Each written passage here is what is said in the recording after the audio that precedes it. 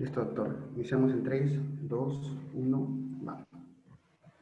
Bienvenidos y bienvenidas, damas y caballeros, al taller de Derecho Constitucional de la Universidad Nacional Mayor de San Marcos. El día de hoy, a través de la sesión extraordinaria que tenemos para ustedes, tenemos el honor y el gran privilegio de poder contar con la presencia del gran magistrado Eloy Espinosa Saldaña Barrera, que nos expondrá, nos deleitará con su tema el antejuicio, el juicio político y la vacancia presidencial.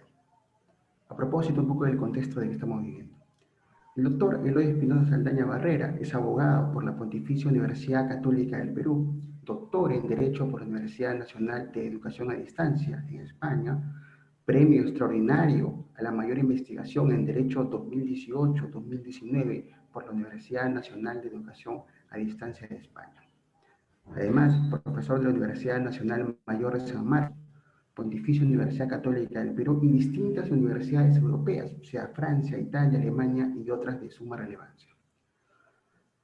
Actualmente es magistrado y es vicepresidente del Tribunal Constitucional. Adelante, doctor. Tenemos el agrado de escucharlo. Para mí es el agrado estar con ustedes, una cosa que probablemente ustedes no tengan presente, la primera cátedra que gané por concurso fue en San Marcos.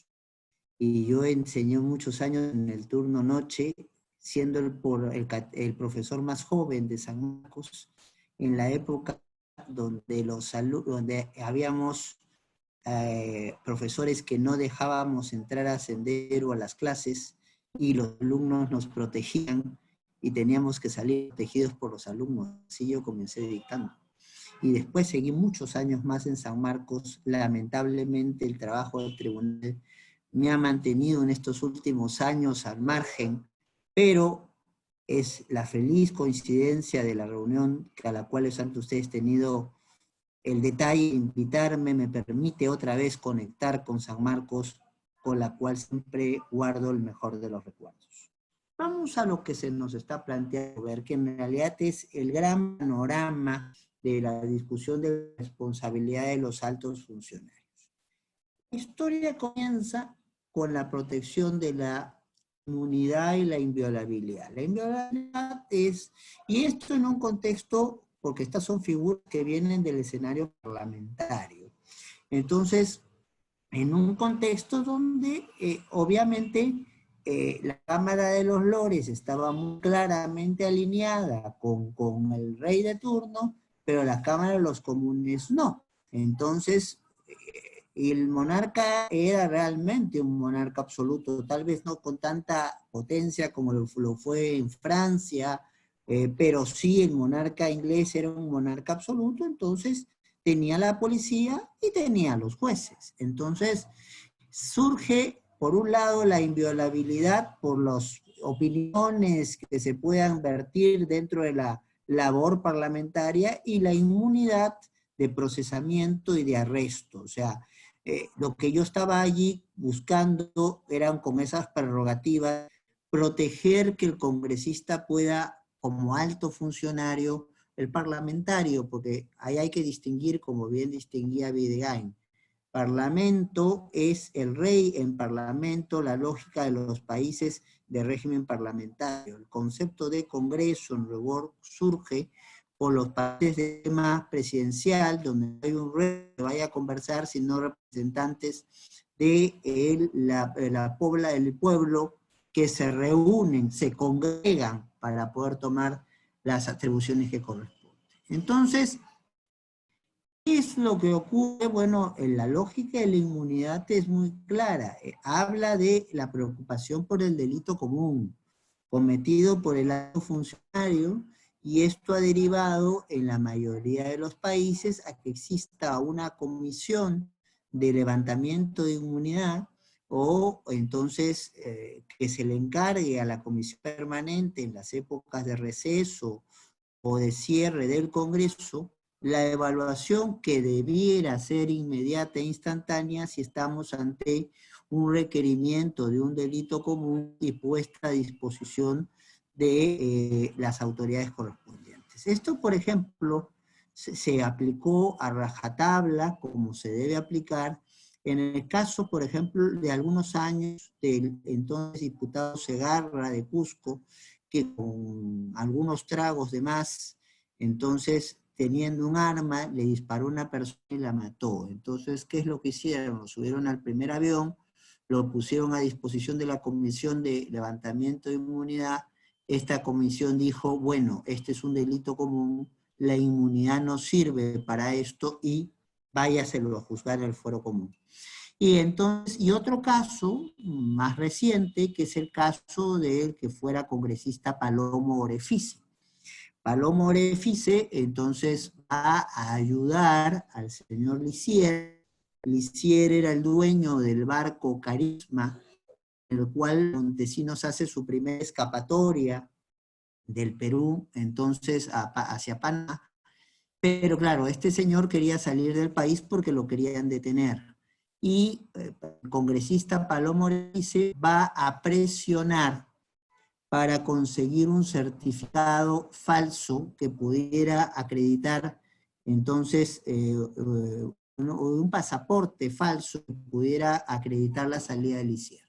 Como puede comprobarse, también es la comisión de un delito común, y en esos escenarios, entonces, lo que se hizo fue subir al primer avión a Palomo Orefice, y el Congreso en ese momento no estaba funcionando, estaba en la comisión permanente, no estaba siquiera el presidente del Congreso, y fue entonces congresista Bernales en que encabezó la discusión, y Palomo Orefice fue llevado a la cárcel de reos primarios de San Jorge, que en ese momento existía, porque allí no cabe la inmunidad de arresto ni de procesamiento, que es precisamente para evitar que juicios, procesos injustos o persecución policial injusta se dé sobre algunos altos funcionarios. Ahora, la inmunidad es parlamentaria, la inviolabilidad es parlamentaria. Pero hay también prerrogativas de protección a altos funcionarios que en rigor no son inmunidad, aun cuando la gente diga que los llame inmunidad. Una de ellas es, por ejemplo, las que tenemos los jueces constitucionales. Entonces, que no somos responsables por nuestros votos. Y esto no es para poder garantizar que hagamos barbaridad y ya lo resolvemos, sino porque, a ver, un ejemplo. En 6 años en el tribunal yo he resuelto unos 60.000 casos, más o menos 20.000 más que el colega que me siga. Pero bueno, aun cuando hubiera resuelto 40.000 como mi colega, ya se imaginan con 40.000 casos, y con mayor razón con 60.000, la gente que puede estar disconforme con lo que uno haya resuelto, y la alegación de que la resolución sea porque, por ejemplo, hemos recibido algún soborno, un tipo de edad, para obtener, para dar el fallo que dimos. Entonces, no podríamos trabajar. Definitivamente no podríamos trabajar. Y esto es reforzada a propósito del caso que algunos llaman Tribunal Constitucional 2 contra Perú, o el incidente Espinosa Saldaña y otros, en el caso de Durán y Ugarte, que ha sido con nuestra composición. Nosotros nos encontramos con un caso vinculado a 2 personas del Frontón, que murieron en la matanza del Frontón, y la discusión que se lleva al Tribunal Constitucional y a la composición anterior a la nuestra es a quien le tocaba calificar estos delitos. Que de hecho, en Perú la calificación no es por lesa humanidad, sino por homicidio, homicidio con agravantes, genocidio, etcétera, etcétera.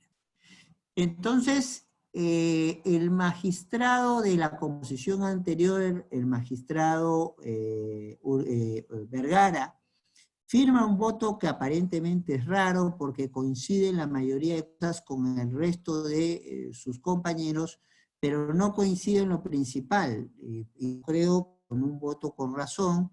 Él señala que a quien toca calificar los delitos no es al Tribunal Constitucional, sino a la Judicatura Ordinaria. Entonces, eso quebraba la intención que se tenía de ese habeas corpus, que era quitarle cualquier posibilidad de determinación de responsabilidad penal a autores materiales y lo que decía el mandato de la Corte, la determinación de los posibles autores intelectuales de lo que había ahí ocurrido. O sea, el proceso podía seguir, pero iba a ser un paseo por el parque porque no iban a poder condenar a nadie ni poder determinar la responsabilidad de nadie.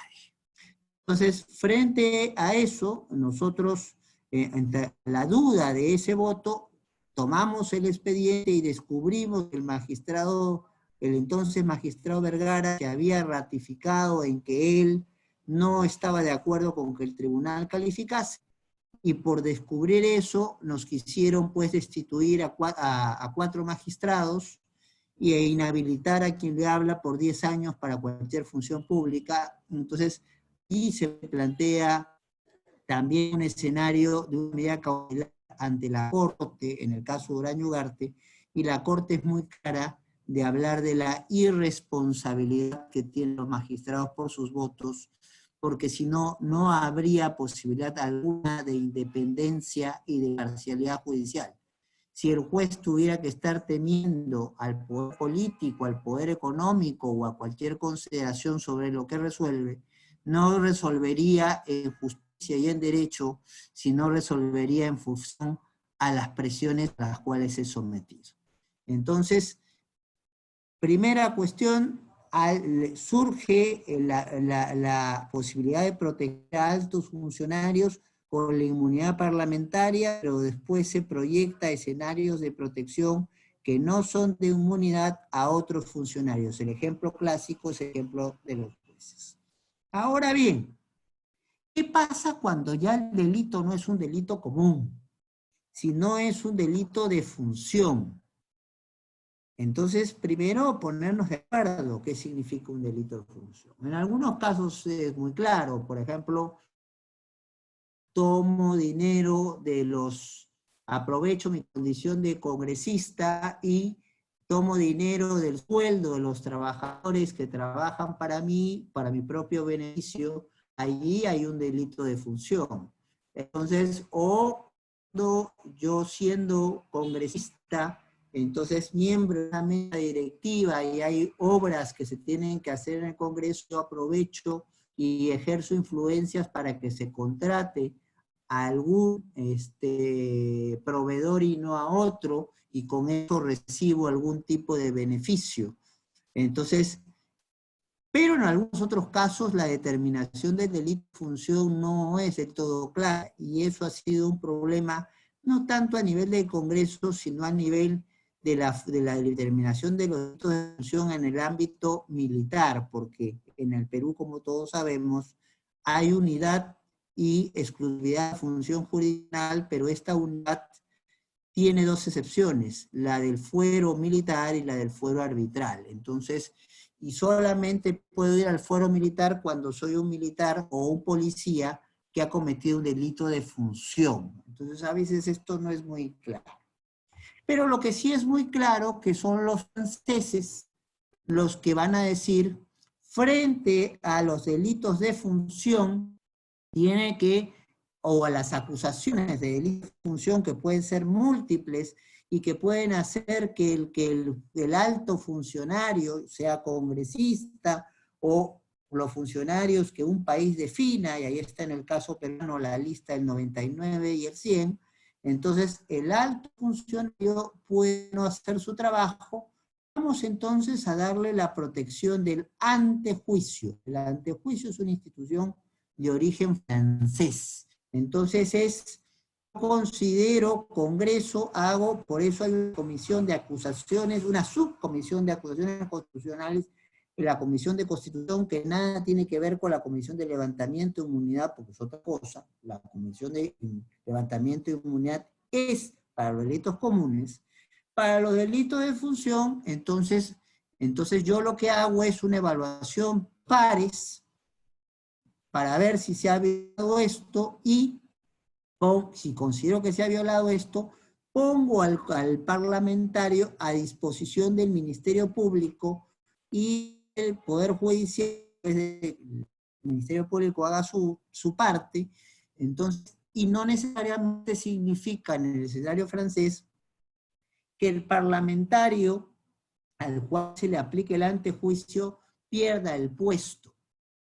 Eso en algunos casos puede mantener el puesto, pero claro, en una situación de desventaja, en una situación de menos protección porque está siendo, o por lo menos acusado por el Ministerio Público y eventualmente procesado por el Poder Judicial. A la par que los franceses manejan esta institución, son los ingleses los que inventan la institución del impeachment, que ha sido traducido de manera un poco discutible como juicio político, pero los ingleses se olvidan muy rápido de esto porque es un mecanismo que introducen a corretear por problemas penales, entonces, y proteger frente a problemas penales, pero cuando el Parlamento y sobre todo la Cámara de los Comunes, la que toma el control del país y hasta decide quién es rey y quién no es rey, recuerden que después de la famosa Revolución Gloriosa, entonces vuelven los estuardos condicionados por momento y cuando no están de acuerdo con ellos los votan y se van a buscar a lo largo de Europa a quién quieren tener como rey. Se traen a Guillermo de Orange, que era un holandés que sabe tanto de inglés como yo de trigonometría, pero bueno, así comienzan las cosas a veces en la historia. Entonces, los ingleses se olvidan del impeachment y donde se desarrolla es en las colonias básicamente en los Estados Unidos, la idea del impeachment que toma inicialmente una connotación penal, pero después también incluye una configuración de una sanción al mal desempeño de un alto funcionario público. El ejemplo más conocido de cómo evoluciona la situación para que no sea solamente una responsabilidad del alto funcionario público, una responsabilidad penal, sino de una cuestión de mal desempeño, es el famoso caso del juez Pickering. El juez Pickering se le aplica un impeachment porque es un borracho compulsivo. Eso era cierto. En realidad lo que esto encerraba es que Pickering, cuando estaba sobrio, hacía una sentencia que no le gustaban al Congreso, pero la causal por la cual lo sacan no es porque haya cometido un delito, sino por un comportamiento de mal desempeño. Con todo, los norteamericanos no han dado muchas veces su impeachment.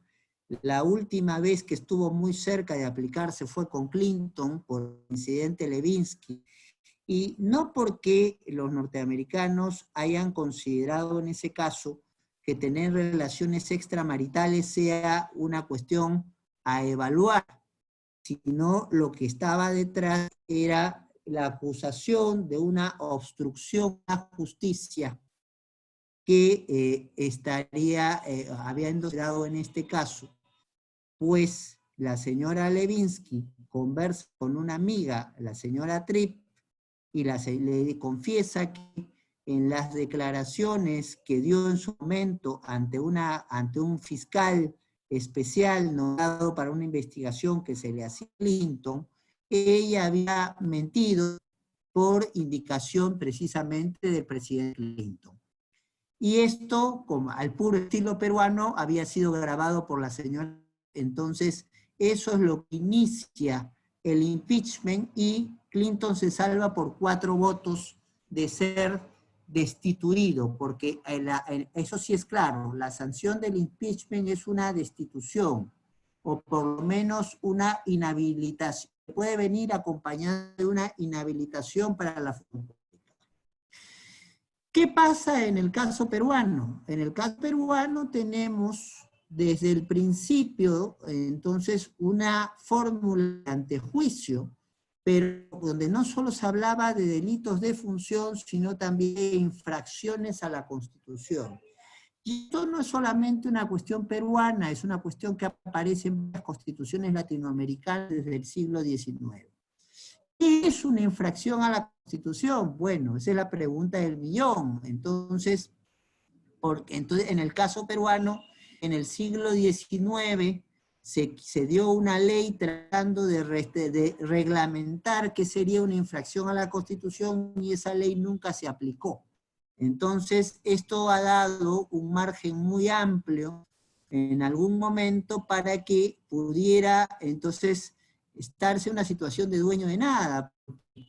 Hasta la Constitución del 79, lo único que cabía era, y yo caía en un puesto de comisión de un delito de función o de infracción a la Constitución, ser puesto a disposición del Ministerio Público para que viera entonces el fiscal de la Nación o la fiscal de la Nación si había lugar a la formación de causa. Entonces, con lo cual era muy difícil que en una infracción a la Constitución, que casi siempre era una evaluación de comportamiento político, de mal desempeño político, pudiera procesarse a alguien. Los problemas comienzan en el Perú con la Constitución del 93. Porque la Constitución del 93, en los artículos 99 y 100, habla de, entonces, de una acusación constitucional que va a significar, por un lado, la puesta a disposición, el alto funcionario se ha cometido un delito de función, entonces a disposición del fiscal de la Nación para que éste a su vez después le inicie como aforado, entonces un proceso ante la Corte Suprema, entonces, pero también deja abierta la posibilidad de que se puede inhabilitar a un funcionario público que haya incurrido en estas situaciones en una inhabilitación hasta por 10 años de ejercicio de la función pública. Entonces, ahí es donde comenzamos en el Perú a decir qué se aplica. ¿Hemos introducido el juicio político o no? ¿Tenemos impeachment o no tenemos impeachment? Y entonces, ¿y a qué casos vamos a aplicarles el impeachment? ¿Y a qué casos vamos a aplicarles la solución la tuvo que dar el Tribunal Constitucional, algo, entonces hay varios casos donde se insinúa el tema, pero el caso clave es el caso de 65 congresistas. Entonces, ¿por qué se le llama 65 congresistas? Porque hay 65 congresistas que lo que quieren es plantear la posibilidad de la vacancia del presidente Toledo, pero como no encuentran votación suficiente para la vacancia, quieren ver si le pueden plantear una acusación constitucional por alguno de los 4 delitos que la Constitución permite que se procese al presidente en ejercicio de sus funciones. Esto entonces, y aquí retrocedo un poco para tomar un tema que les había ya insinuado tocar. Cuando se habla después de responsabilidades, deberes y de riesgos, los riesgos no son solo para los congresistas. Ya hemos hablado como hay una prerrogativa de protección de los votos de los jueces. Entonces, cuando el presidente de la República en América Latina es jefe de Estado y jefe de gobierno, o sea, no solamente representa a la nación, sino es el que tiene el poder efectivo de control del gobierno, porque en realidad nuestros presidentes de Consejo de Ministros son más bien unos ministros coordinadores dentro del gabinete, pero no son los que toman las decisiones. Entonces, eso lleva a que se plantee, oiga, ¿y qué pasa si el presidente no tiene mayoría parlamentaria o tiene o qué pasa si el presidente comete delitos en el ejercicio de su trabajo como presidente? Entonces, ante el riesgo de que el presidente no esté todos los días yendo a tribunales o enfrentándose con el Ministerio Público y el Poder Judicial, se habilitan causales en el artículo 117 de la Constitución para que solamente en estos casos, cuando el presidente está en ejercicio de sus funciones, es que puede ser procesado e incluso condenado. Y de hecho, investigado. Esto es cuando el presidente impide elecciones presidenciales, municipales, regionales, cuando el presidente disuelve el Congreso sin seguir los trámites previstos para la Constitución para la disolución, cuando impone restricciones al funcionamiento del Congreso o restricciones al funcionamiento de las instituciones electorales. En el Perú, léase Jurado Nacional de Elecciones, OMPE y RENIEC. Entonces, solamente en esos supuestos es que al presidente en funciones se le puede procesar, juzgar y condenar. Como estos congresistas no llegaban, y para eso hay que tener, entonces, mayoría. Estos congresistas no lograban ser mayoría, se quedaban con las justas. El Congreso también tenía, entonces, en ese entonces, tenía 130 personas, o sea, con lo cual necesitaban uno y parece que no lo conseguían.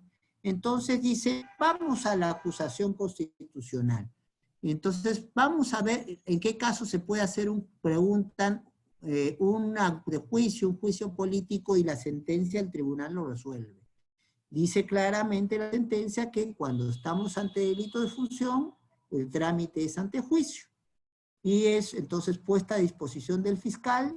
El fiscal recibe el planteamiento del comportamiento que supuestamente es de delito de función y tiene que hacer una evaluación porque, claro, los congresistas son políticos y no son juristas, tiene que hacer la evaluación jurídica para ver si hay lugar a la mérito a la comisión de delito. Entonces, en el 79 esto era más cierto y por eso entonces no procesaron a Alan García en el momento, en el 93 casi no le dejan escapatoria al fiscal. El fiscal lo que tiene que es encontrarle forma jurídica a las imputaciones que hace el que le ha hecho el Congreso, y de allí, si hay entonces estas imputaciones, el tema es visto por la Corte Suprema.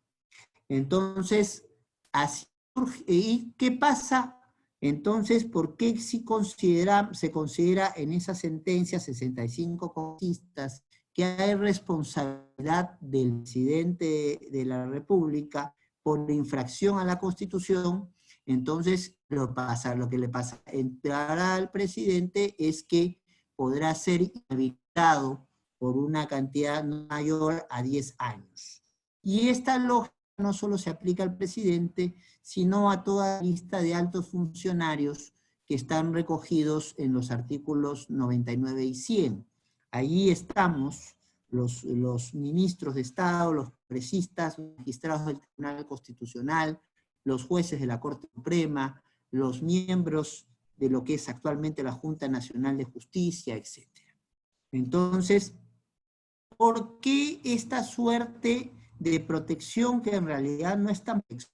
Porque al haber dado el escenario de la inhabilitación, puede ocurrir que uno tenga una sanción política gravísima de hasta 10 años de no poder trabajar en la función pública. Imagínense, en mi caso, profesor de Derecho Constitucional y Administrativo toda mi vida, que no iba a trabajar en la administración pública o con la administración pública por 10 años, es casi matarme en vida. O sea, es tener que rehacerme para poder trabajar otras cosas, reinventarme. Han tenido que hacer casi algunos restaurantes con la pandemia, casi ponerlo en términos jocosos, aunque la situación de jocosa no es nada.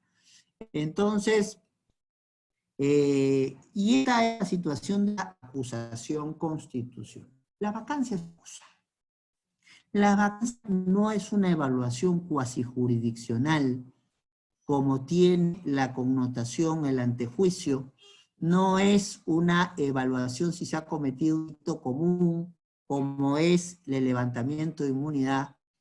Y si bien hay una responsabilidad política de evaluar, entonces en las inhabilitaciones, la vacancia es una figura pensada en la Constitución. Vacancias también previstas para otros altos funcionarios. En el Tribunal Constitucional tenemos nuestras causales de vacancia.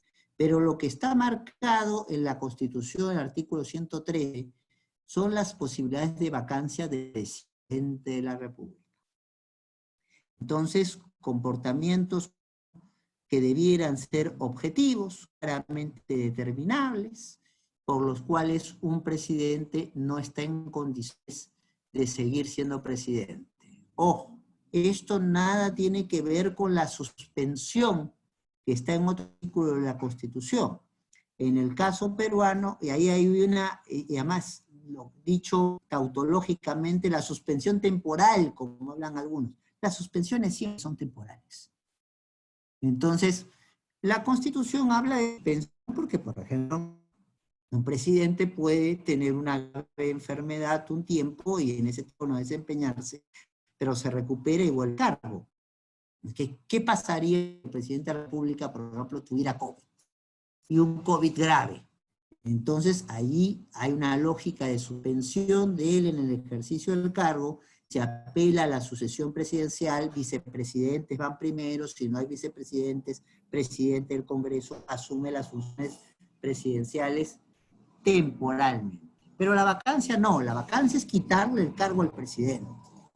Hay algunas causales que se caen de madura. Si el presidente muere, obviamente no puede ejercer el cargo. Entonces, eso es un perogrullo. Si el presidente renuncia, obviamente no puede ejercer el cargo. Entonces, el problema es allí el inciso segundo del artículo 113 cuando se habla de vacancia. Porque se habla de grave, permanente incapacidad física o moral. Vamos a contar la historia desde el principio. En realidad, la inclusión de esta causal no es nueva. Viene desde constituciones del siglo XIX. Pero lo que pasa que en el siglo XIX, la determinación de una incapacidad moral era identificado como una incapacidad mental. O sea, si el presidente se volvió loco, si el presidente o presidenta entonces padecen un grave trastorno mental, ¿ya? Entonces, era pensado para ese tipo de situaciones. Pero ¿qué es lo que ocurre? Y es un fenómeno no solo peruano, latinoamericano también.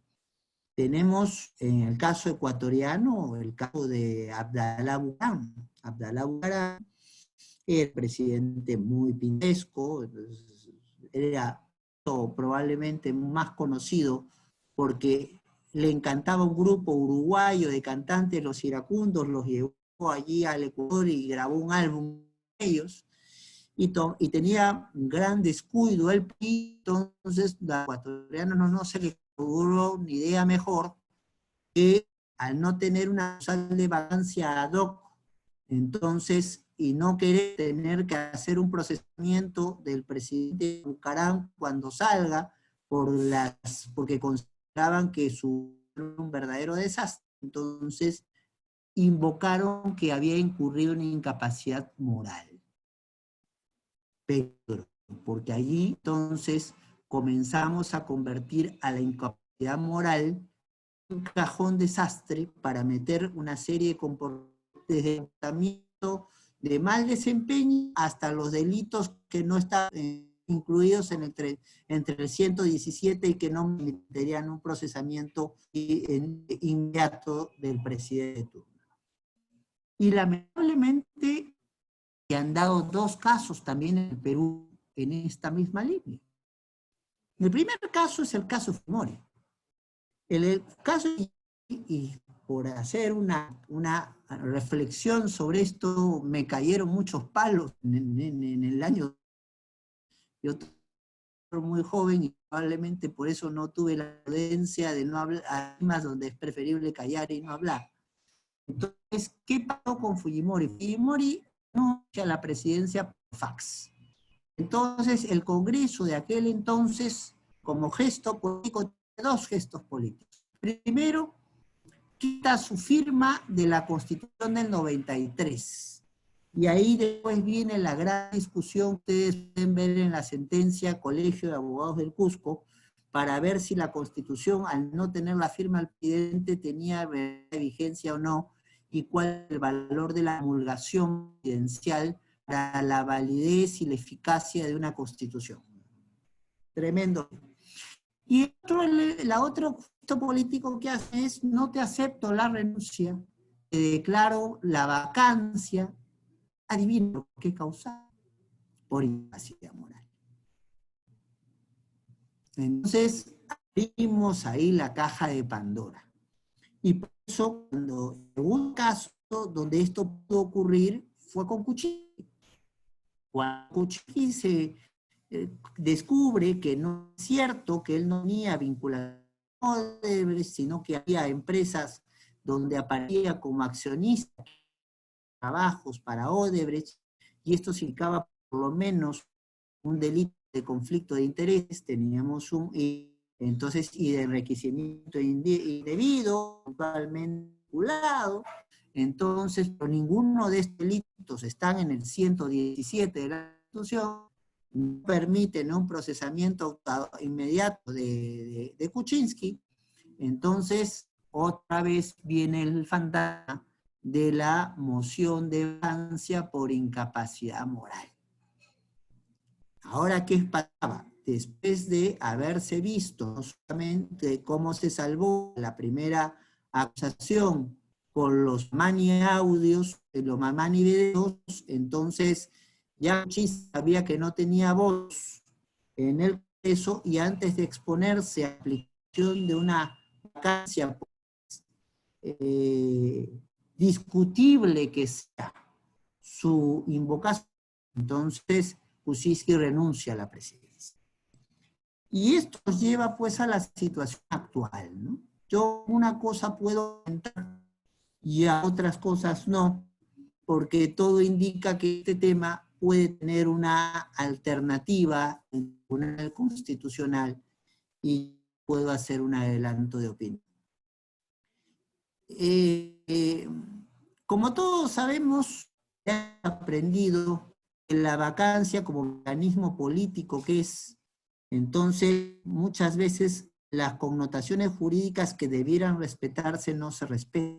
De entrada, la aparición casi hollywoodense de Alarcón en una sesión del Congreso sin respetar el procedimiento parlamentario y exhibir los 3 audios, ya rompe con toda lógica de un proceso. Eso hay que ser claros.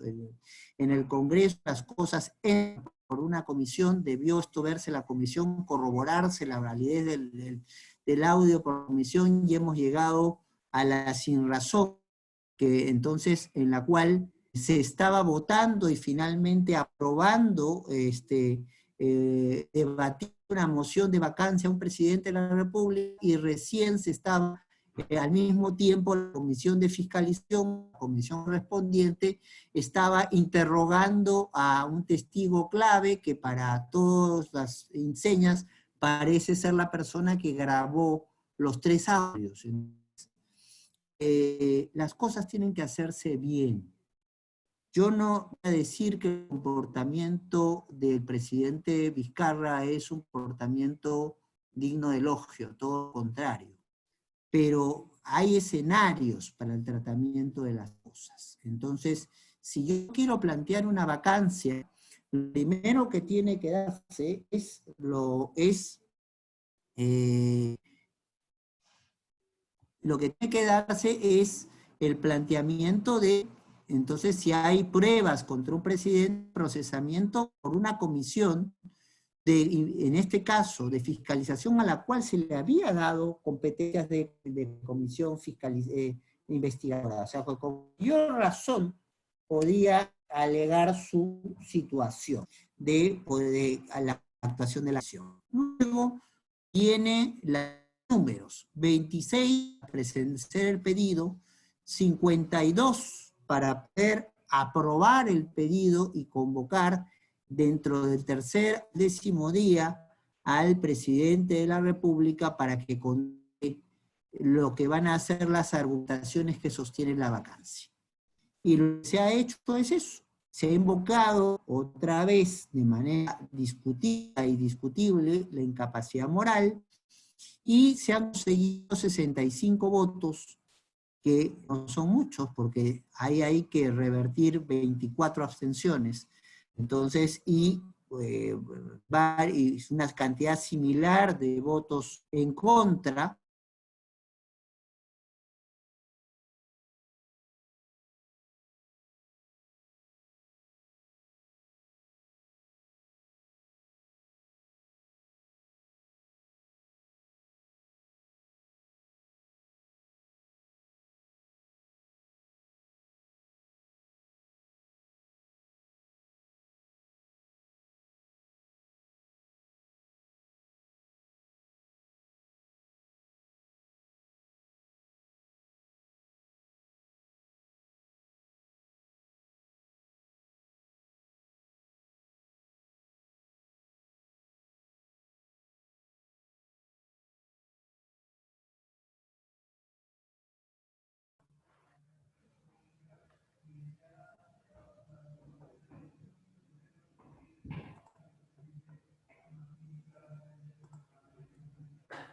Buenas noches, aparentemente tenemos un problema de conexión. En unos instantes estaremos retomando con la transmisión en vivo. Sí, disculpe el caso, en unos minutos retomaremos.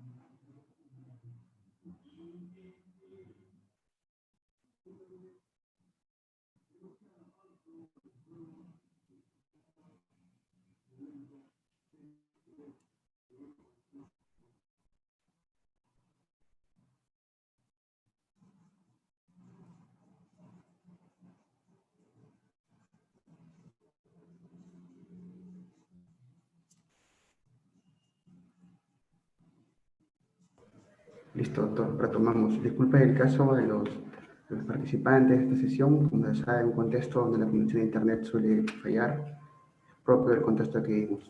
Continúe, doctor. Sí, bueno, no, lo que le llaman los horrores de la nueva normalidad, el Internet a veces nos juega las patadas. ¿Oye perfectamente ahora? Sí, doctor, se Porque escucha veo más perfecto. bien. Perfecto. Entonces, yo voy a recapitular un poquito la final porque en qué momento se dio propiamente el corte. Entonces, lleguemos al escenario que estamos viviendo en el Perú, donde ya sabemos que el día 18 va a haber una elección para ver si el presidente de la República es vacado o no es vacado. Entonces, la vacancia es una atribución política del Congreso, pero estamos en un escenario de constitucionalización de la política, o sea, el político puede decidir bajo cierta discrecionalidad, pero no arbitrarias, porque tiene que seguir parámetros básicamente constitucionales o que tengan un origen constitucional. Entonces, tiene que dar la vacancia solo en ciertas causales. Y en este caso, el 113 no rinde por ningún lado, entonces, salvo que forcemos la figura de la incapacidad moral. Entonces, cuando se dice un caso de permanente incapacidad física o moral, el siglo XIX no distinguía lo moral de lo mental, es más bien los identificaba. Cuando se habla de incapacidad moral, se habla de incapacidad mental. Y eso hace que en las constituciones del siglo XIX aparezca y se repita casi sin mirarlo, este asunto en las constituciones varias constituciones latinoamericanas del siglo XX. Y el problema es cuando hay países, Ecuador, Perú, que comienzan a aprovechar, a ver en esta fórmula de incapacidad la puerta falsa para poder sancionar comportamientos de mal desempeño o poder sancionar desde ya comportamientos que no están habilitados como los delitos por los cuales se puede procesar a un presidente en el ejercicio de sus funciones.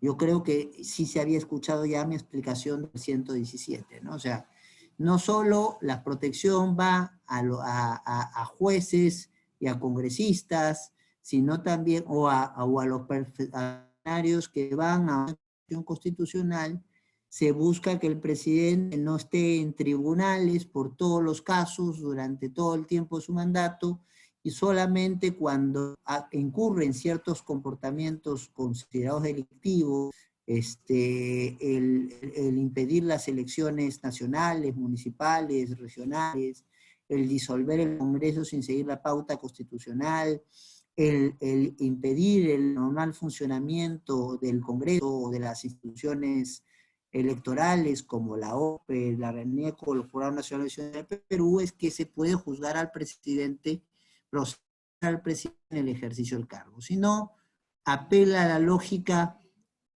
que es heredada del viejo juicio de residencia de los españoles, que cuando el virrey terminaba su trabajo, ahí es donde le sacaban todas las cuentas de las cosas que había hecho y de los comportamientos que podían considerarse como delitos. Entonces, aquí en el Perú, entonces, usamos por primera vez este recurso 113, inciso 2, mal usado. Entonces, en el caso Fujimori. Fujimori renuncia, se va del país y se toman dos gestos políticos. Uno, se quita su firma de la promulgación de la Constitución 93. Y eso generó todo un problema para ver si la Constitución era válida o si era válida pero no era eficaz y cuál era entonces las consecuencias de esto. Y hay todo un caso que es el caso del Colegio de Abogados del Cusco, que entonces donde con todo detalle.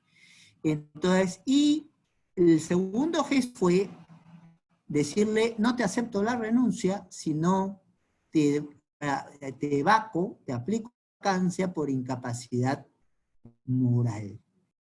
Y lo mismo se quiso plantear, segundo ejemplo, con Kuczynski. Entonces, planteando el tema de incapacidad moral. Pues Kuczynski, después de haberse salvado, ya sabemos cómo, ni videos, ni audios nos permitieron conocer cómo, sabía que no iba a tener respaldo en el Congreso y dijo 87 votos, lo sacan con facilidad y yo quedé vacado y antes que me vaquen renuncio.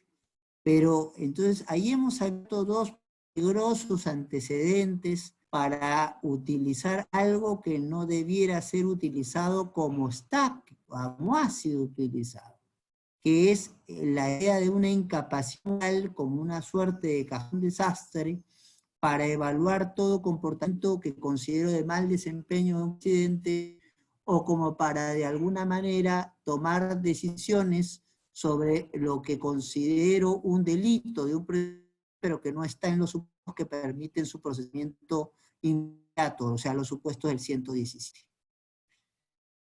Y ahí tenemos la vacancia.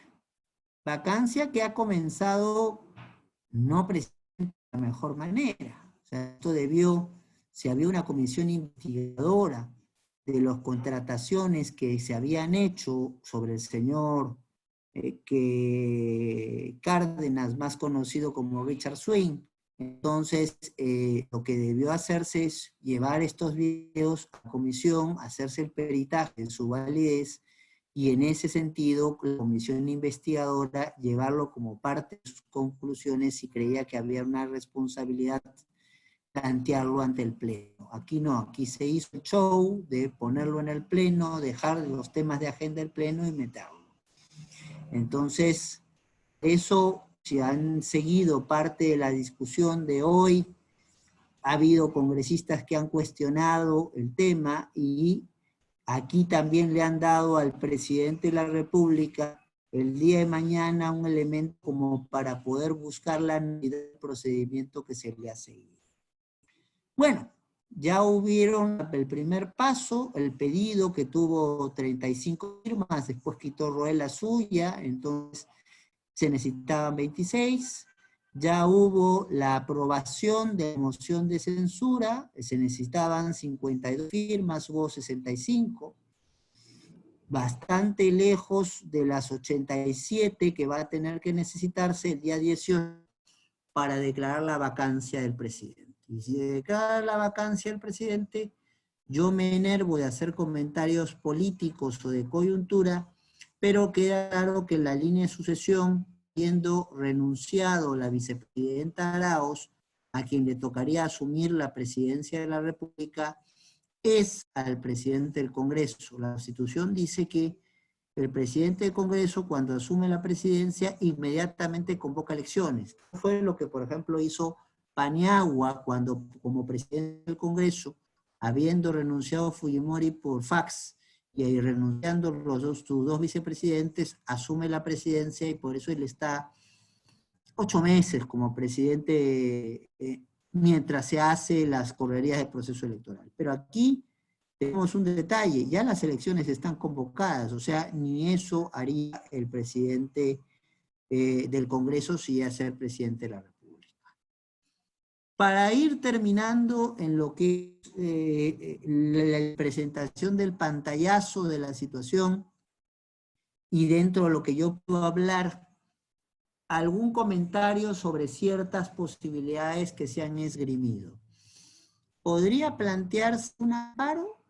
Bueno, todos sabemos que los amparos se plantean ante violaciones de derechos fundamentales que no estén abarcados entre los derechos que protege el habeas corpus o el habeas data. Entonces, el tema del amparo es que el amparo, si alguien lo quiere, cree que corresponde, se plantea ante el Poder Judicial, y claro, el Poder Judicial, si no te da una medida cautelar, demora un promedio de 2 a 3 años en terminar un amparo, y ahí llegaría al Tribunal Constitucional y podríamos tener un contexto claro de sustracción de materia. No olvidemos que la presidencia de Vizcarra termina en julio del próximo año. ¿Podría plantearse un proceso competencial? La única fórmula de proceso competencial que podría alegarse es el proceso competencial por menoscabo, fórmula que se inventó, por cierto, el mismo tribunal, porque no estaba prevista ni en la visión del constituyente, ni en la visión del legislador del Código Procesal Constitucional, y que de alguna manera hemos tratado de moderar después de algunas muy polémicas como la de casinos y tragamonedas o la de los buses camión. Entonces, y que se alegaría aquí es un poco lo que quiso alegar el Congreso cuando planteó el proceso competencial frente a los hechos del 30 de septiembre. Se invadieron mis competencias. Entonces, aquí lo que diría entonces quien plantearía el proceso competencial, que sería el señor Vizcarra, entonces lo que tendría que decir es que se han invadido sus competencias con un ejercicio indebido, abusivo de la facultad de vacar a un presidente. Yo no voy a poder decir si esa es una alternativa válida o no. Lo que sí puedo decir es que un proceso competencial tiene la ventaja de tramitarse directamente ante el Tribunal Constitucional, no necesita una votación calificada, bastan con 4 votos, o sea, con mayoría absoluta, 5 como una demanda de inconstitucionalidad, y que tiene medidas cautelares. Ahora, el que tenga medidas cautelares quiere decir que yo las puedo pedir, no necesariamente que me las van a conceder. Y hablando de medidas cautelares, ya se me ha hecho la pregunta en diferentes entrevistas sobre si se podría recurrir al sistema interamericano viendo el caso Petro. No sé si ustedes están al tanto de esto. Petro fue alcalde de Bogotá, después incluso candidato presidencial. Entonces, a Petro se le saca, se le vaca, entonces, de una manera que él considera irregular de la alcaldía de Bogotá, y él plantea, entonces primero va a la Comisión Interamericana y pide una medida cautelar, consistente en que lo mantengan el cargo mientras se defina si la vacancia que le estaban aplicando era válida o no. Y la Comisión Interamericana le da la medida cautelar. Entonces, ¿podría ser ese un camino?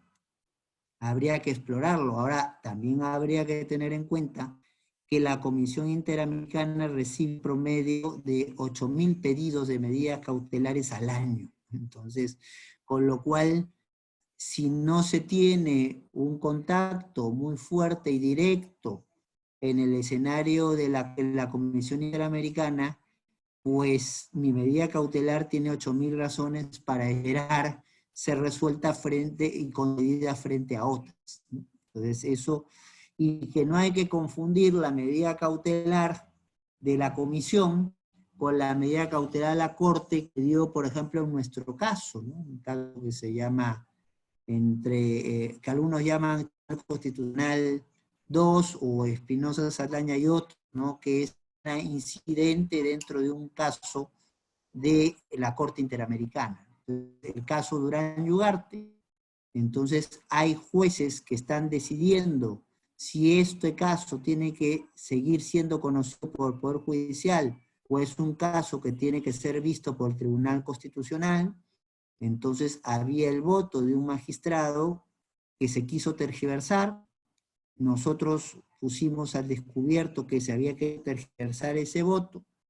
Entonces, y por ello, entonces se nos planteó una acusación constitucional con planteamiento de delito de prevaricato, que es cárcel efectiva, y inhabilitación por 10 años de la función pública. O sea, la suma de todos los eventos. Pero allí lo que se da es un incidente cautelar dentro de un proceso ya iniciado. El caso Durán y Ugarte, 2 primos que murieron en el frontón. Entonces, un incidente donde la Corte da la medida cautelar porque dice, oiga, ¿cómo puede desarrollarse y cumplirse una sentencia de la Corte Interamericana si los jueces que están viendo su ejecución, si los jueces que están viendo su cumplimiento, no pueden tener conocimiento, entonces acceso libre, imparcial e independiente al caso porque están siendo amenazados con ser destituidos y con ser detenidos? Entonces, por eso, ojo, cuidado. La medida cautelar tendría que ser planteada, si quiere ser planteada una medida, de la comisión, no ante la Corte. La Corte solo te acepta medidas cautelares como incidentes en casos en trámite. Y otra alternativa que se podría, que se ha mencionado a explorar y que era la que quería plantear el abogado entonces de el señor Kuczynski, que era Pedro Cateriano, era recurrir a la Carta de Gobernabilidad que ha firmado la OEA de protección de los gobiernos democráticamente elegidos. Entonces, lo cierto es que esa carta en la práctica no ha sido hasta ahora aplicada a ningún país. Fue invocada en el caso venezolano, pero no fue aplicada para el caso venezolano, y después en los hechos Venezuela, al apartarse de la competencia de la Corte de manera informal, entonces la efectividad para el caso venezolano, si se quisiera volver a aplicar, sería bastante discutible, y no tenemos ninguna otra experiencia de la aplicación de esta carta. Entonces, ese es el escenario. La responsabilidad de los altos funcionarios tiene mecanismos de protección, y la posibilidad de la determinación de responsabilidad tiene canales para poderse desarrollar, y que lo que hay que cuidar con prudencia, sin cálculo político o coyuntural, es sí ser bastante drásticos con quien haya cometido un delito o haya asumido un comportamiento indigno del cargo que tiene, pero hacerlo por los canales correspondientes es lo que corresponde a un Estado constitucional. Entonces, espero con esta presentación, entonces, haber hecho los argentinos llaman fuerte pantallazo de la situación, y quedo a la espera de las preguntas que tengan a bien formulárseme. Muchas gracias. Listo, doctor, muchas gracias. Sí, continuando justo con las preguntas, hay una miembro del taller de Derecho Constitucional que hace la siguiente pregunta. La interpretación de la vacancia por incapacidad moral como un cajón desastre modifica el sistema de pesos y contrapesos entre el Poder Ejecutivo y el Poder Legislativo.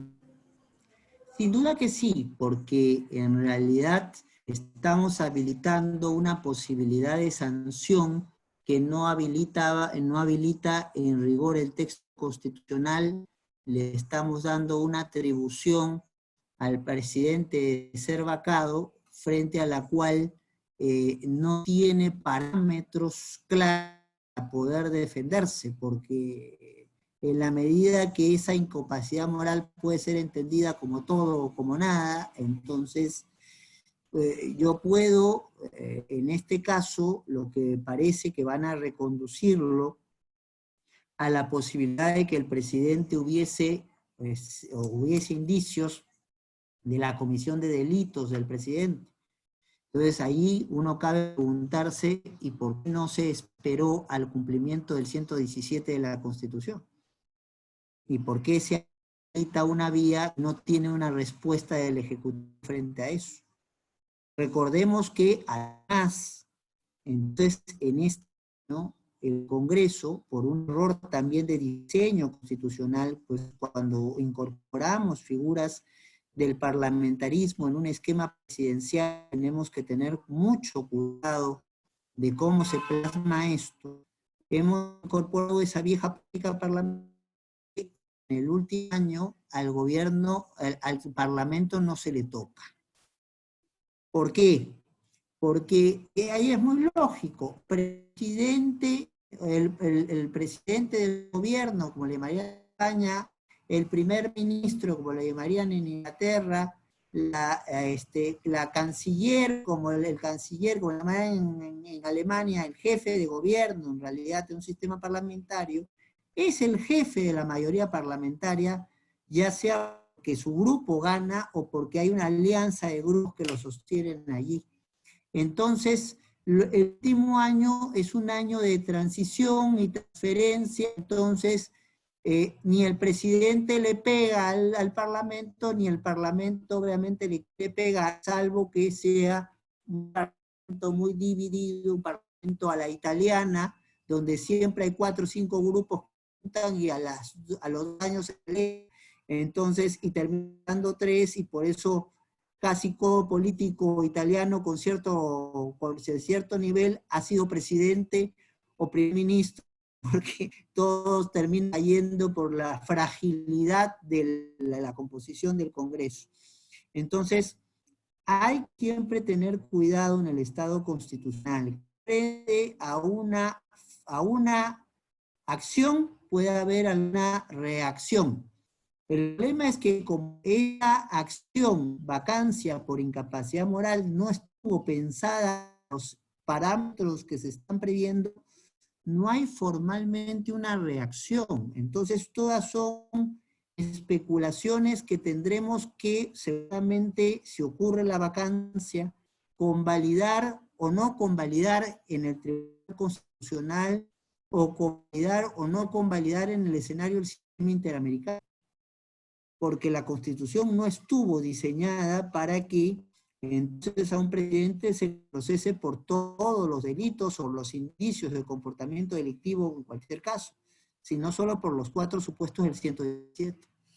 Y entonces, al decir, no, es que él estaba induciendo a una declaración falsa y eso es delito, eso es un comportamiento que vicia moralmente al presidente. En realidad lo que estamos encubriendo, eso es más que una causal de un mal desempeño, estamos encubriendo es un procesamiento, y si es un procesamiento habría que esperar al 29 de julio del 2021 para juzgar. Entonces, sí, hay, en este caso, en tanto y en cuanto se ha distorsionado la comprensión de una atribución del Congreso, no hay una respuesta clara establecida en el texto de la Constitución con mayúsculas al resaltador, entonces frente a la situación. Pero es donde viene el papel del intérprete vinculante de R, que es el Tribunal Constitucional en los ámbitos constitucionales propiamente dichos, o el intérprete convencional, le hace la comisión para después ir a la Corte, quienes tendrán que decir su palabra en su momento si es que el 18 hay una vacancia del presidente Vizcarra. Sobre todo por la causal que le está vacando. Si fuera otra causal de las que objetivamente se determinan en el 113, entonces no habría este problema. El tipo vacado y estaría vacado. Chao. A ver, ¿qué preguntas más tenemos?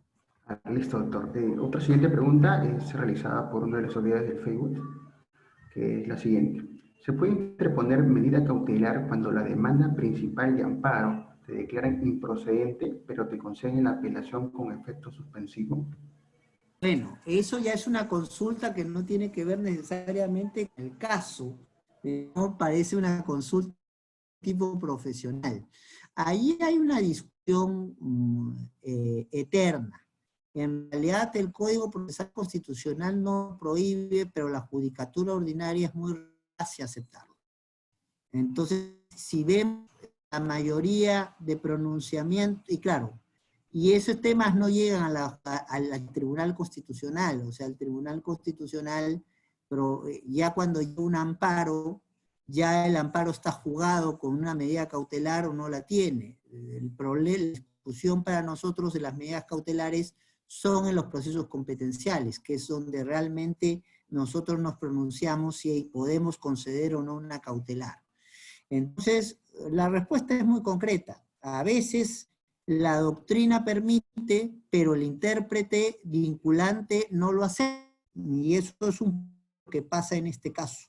Si vemos la mayoría de jurisprudencia de la judicatura ordinaria, normalmente, entonces cuando he tenido una declaración de improcedencia, y sobre todo si ha sido una improcedencia liminar, el juez de apelación no puede dar nada, con las hojas del saludo. Entonces tiende a confirmar la improcedencia y tiende a denegarme cualquier pedido cautelar. Eso como tendencia. Como tendencia y ni siquiera como regla. Entonces, podría haber una excepción, podría haber una excepción. En esa excepción se sancionaría al juez. Yo creo que la OCMA no tendría elementos, o la instancia que va a reemplazar a la OCMA en estos días, entonces no tendría competencias para poder pues sancionar al juez que diera esa cautelar, pero la práctica es no dar cautelares de demandas que han venido en procedencia en primer grado. Listo, doctor. Otra siguiente pregunta realizada por seguidores de Facebook es la siguiente. ¿No sería mejor cambiar el modelo de gobierno a un modelo parlamentarista francés en donde las fuerzas políticas compiten dentro del sistema y no con este tipo de artimañas y de desnaturalización de los mecanismos de control? Comenzamos con un primer detalle. Francia no tiene ya un sistema parlamentario. Francia tiene un sistema semipresidencial. Entonces, cuidado con la imagen que parece que el Internet nos quiere jugar una mala pasada. Ahí estamos de nuevo.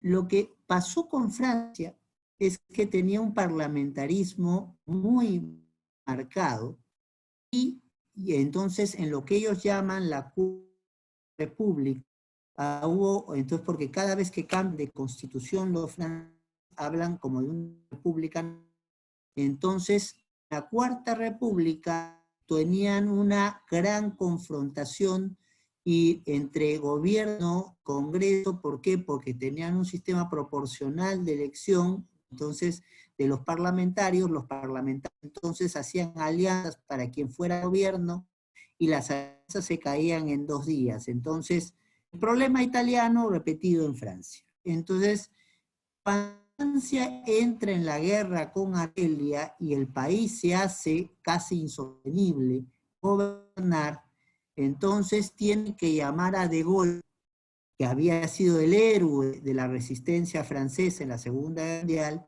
y De Gaulle dice, yo entro pero con mi constitución bajo el brazo.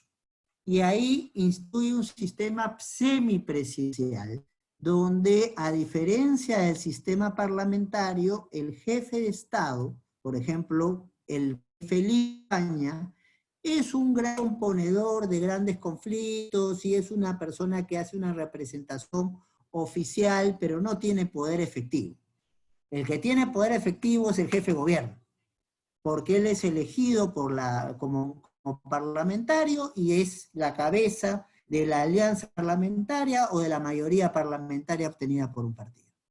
En Francia se introduce cambios. En Francia De Gaulle quiere ser jefe de Estado, quiere ser presidente, pero impide que ese jefe de Estado tenga ciertas atribuciones extra. Primero, que sea elegido.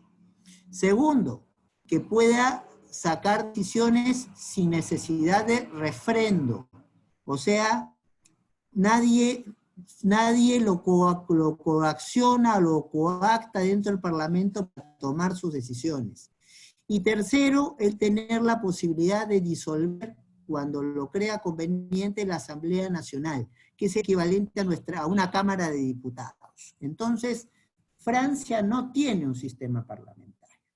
Y Francia tiene, entonces, por eso, algunos problemas también de diseño que han podido ser salvados básicamente por madurez política. ¿Cuál es el principal problema que tiene el esquema francés? Yo puedo elegir a un presidente porque es muy popular, pero de repente no puedo elegir a su partido político como el partido que controla el Congreso. Y entonces ese partido político, entonces que es opositor al presidente, te nombra a un jefe de gobierno de una fuerza distinta. Y eso ha pasado con Mitterrand y Chirac, y eso pasó con Giscard y el mismo Mitterrand. Y ellos han hablado entonces de la cohabitación. Entonces, establecen reglas de acuerdos políticos para que uno no le pise el pie a los otros, para que el gobierno, el jefe de gobierno y su parlamento no le pisen el poncho al jefe de Estado, que a su vez puede tener atribuciones de cerrar a la Cámara de Diputados. Pero eso ha funcionado porque ha habido acuerdo político. Y entonces, y casi cae con Sarkozy, porque Sarkozy no era muy proclive al acuerdo y eso terminó finalmente con las elecciones que llegaron y Sarkozy dejó de ser presidente. Entonces, no hay sistema político perfecto. Todos los sistemas de gobierno tienen sus riesgos. Lo que hay es que tratar de meter cuestiones que sean funcionales y razonables al contexto determinado que se va a aplicar. Por eso el parlamentarismo alemán no es igual al italiano. Entonces, y los dos son distintos en muchos elementos al inglés. Eso les permite funcionar, porque aquí no hay una tabla o sea, esas lógicas que se hacían en una época donde se contrataba a europeos para que hagan constituciones a países latinoamericanos o africanos, no funciona. Que no hay cosas que sean aplicables exactamente de un modelo en otras partes. Entonces, y si voy a meter injertos en un modelo, tiene que ser con mucho cuidado. Por ejemplo, si no quiero dejar un presidente desguarecido para aplicar aplicar una disolución parlamentaria, entonces no puedo tener un artículo constitucional que impida la disolución parlamentaria el último año. ¿Por qué? Porque ya vemos cuáles son las consecuencias en la realidad peruana. ¿Que ese problema no va a pasar en un escomeo parlamentario? No, pues porque ellos tienen otro contexto de la realidad. Las fórmulas son eso, son fórmulas que hay que adaptar a su contexto y que además también son renovadas. Entonces, en Francia no se tenía un tribunal constitucional.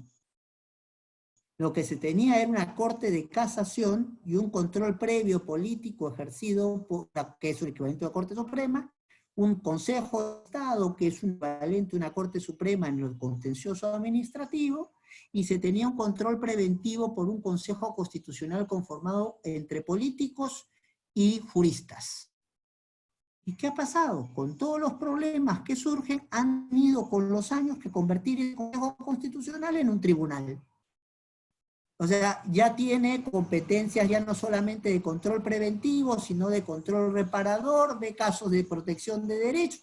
O sea, se llama Consejo Constitucional, pero es un tribunal constitucional, y tan tribunal constitucional es que va como vamos nosotros, soy yo uno de los dos representantes que tiene el Perú, a la Comisión de Venecia, que es la coordinadora mundial de los tribunales constitucionales. Y ahí tenemos al Consejo Constitucional francés. ¿Nació como tribunal constitucional? No, pero los modelos se van teniendo que adaptar.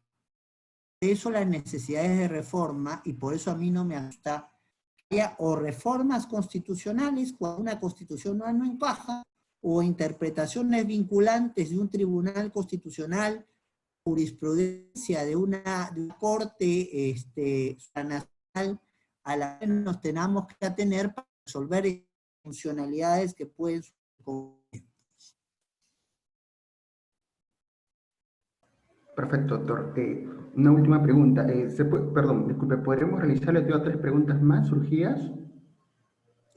Sí, pero juguemos con un tiempo porque, como sabes, tengo una entrevista televisiva y me encanta estar con ustedes, pero también tengo un compromiso fijado allí. Entonces, algunas preguntas sí, pero que no demasiado en el tiempo. Vale, doctor. Pero una última pregunta en todo caso. ¿Cuáles serían los criterios jurídicos para evaluar la moralidad de la incapacidad para que no sea usada como un cajón desastre? Es que en realidad ahí esa es una pregunta muy compleja. El tribunal trató de encontrar respuestas en varios casos. En primer lugar, entonces, si se quiere hablar, primero estamos hablando de un comportamiento que tiene que ser permanente. El texto constitucional es claro. Entonces, no es un caso. Tiene que haber una continuidad de comportamiento. Entonces, ahora, ¿qué se entiende por lo moral? Bueno, yo creo que, entonces, si lo que se quiere es tener una saldancia por mal desempeño, lo correcto sería hacer es una reforma constitucional y establecer ciertos supuestos de mal desempeño que implicarían una lógica, una ganancia. Lo que debería ser. Y que están insinuados en los temas que permiten el procesamiento del presidente en el 117. O sea, un presidente que cierra el Congreso sin seguir el parámetro constitucional. Un presidente que cierra las regiones y que asume todas las competencias sin parámetro constitucional. O sea, tendrían que ser situaciones así y que tendrían que estar taxativamente establecidas, porque no perdamos de vista algo. La vacancia es una sanción política, pero como toda sanción para poder ser previsible tiene que estar previamente determinada, principio de legalidad o claramente principio de juridicidad. Entonces tiene que haber la norma competente que establezca el comportamiento sancionable y la sanción a ese comportamiento. Esto se quebró por los juicios de Nuremberg, por la situación de comportamientos de crímenes de lesa humanidad. Pero antes y después de eso, la idea de que no puede haber una pena sin sanción. Y entonces, por eso es la tipicidad, un subprincipio de la legalidad. Entonces, lo que debería haber, más que darle un significado distinto a la incapacidad moral, es hablar de incapacidad física y mental, a tal caso, meter una causal nueva de vacancia, poniendo comportamientos que se consideren aberrantes y que no sostengan al presidente en su cargo y por allí ir. Entonces, porque nosotros no tenemos un impeachment al presidente, porque la otra salida, la salida norteamericana sería esa, aplicarle una evaluación de mal desempeño al presidente votar. Entonces, como nosotros no tenemos eso, pero queremos vacar, lo que tendríamos es que reformar la Constitución para ver si es posible establecer alguna causal sobre ciertos comportamientos considerados tan repudiables que ya no podríamos esperar a procesar al presidente, sino que tendríamos que votarlo. Entonces, eso creo que puede ser la salida al respecto. Listo, doctor. Una última pregunta ya para cerrar y poder Con terminar. todo gusto. Surge en el Facebook. El Congreso, para poder vacar a un presidente en general bajo cualquier condición o contexto que esté viviendo ese presidente, ¿se necesita o debería razonar el Tribunal Constitucional? ¿O como un tribunal en general? No, porque hay que ser muy claros. Hay un libro de mi maestro Manuel Aragón, y es que hay que leer siempre, ¿no? El control como concepto de la Constitución, y es distinto el control político, es el control que hace el Congreso, que es un control de calidad, de oportunidad, de me parece adecuado o no adecuado lo que estás haciendo, del control jurisdiccional, que es un control sobre derechos, deberes y las obligaciones en función de esos derechos y deberes. Lo que hay que pedirle, entonces, y por lo cual se acerca a lo jurisdiccional, a los congresos, es el respeto de un debido proceso en los procedimientos parlamentarios. Lo que hay que pedirle es decisiones las decisiones del Congreso, y eso lo hemos dicho en una sentencia muy reciente sobre el caso de la ley de peajes, que los procedimientos de votación parlamentaria, de discusión parlamentaria, que debate parlamentario, debieran ser en principio públicos. ¿Por qué? Porque entonces son nuestros representantes, y por eso mismo con transparencia tenemos que saber si cómo ha votado nuestro representante, cómo piensa nuestro representante, para, entre otras cosas, ratificarle la confianza y reelegirlo, si es posible reelegirlo, o no volverlo a elegir más en ningún puesto. Entonces, eso es lo que hay que pedirle a mecanismos de control político. Debido proceso, transparencia, entonces, y eso es cumplimiento básico de su propia normativa interna, de sus propios procedimientos internos, o los procedimientos internos en todo siempre estén adecuados al parámetro constitucional, y que obviamente haya transparencia. Me parece muy bien que ahora todos los congresistas estén sabiendo, han podido usar un sistema muchísimo más práctico, que era el tablero que lo tienen ahí para saber cuál es el voto de cada cual. Lo que han querido hacer es ser más papista el Papa mencionando el nombre de cada congresista, pero ahora sí sabemos cómo votan nuestros congresistas y no estamos sujetos a las susceptibilidades de si el vocero, con su mejor intención, ha sido un buen traductor del pensamiento del parlamentario o no. Entonces, es eso. No podemos convertir en jueces a los congresistas como no podemos convertir en congresistas a los jueces. Son tareas distintas. Lo que sí le podemos pedir a los congresistas es respeto de derechos fundamentales y sobre todo el debido proceso y un comportamiento transparente en un mundo donde cada vez es más importante la transformación de las ideas, cada cual conociendo qué es lo que hacen nuestras autoridades. Perfecto. Sin lugar a dudas ha sido magnífico poder contar con su presencia el día de hoy. Para mí ha sido un placer estar con ustedes. Un tema de suma relevancia, ¿no? Muchas gracias a todos y esperemos verlo por el taller. Gracias. Encantado, un placer y a su disposición siempre. Buenas noches. Buenas noches.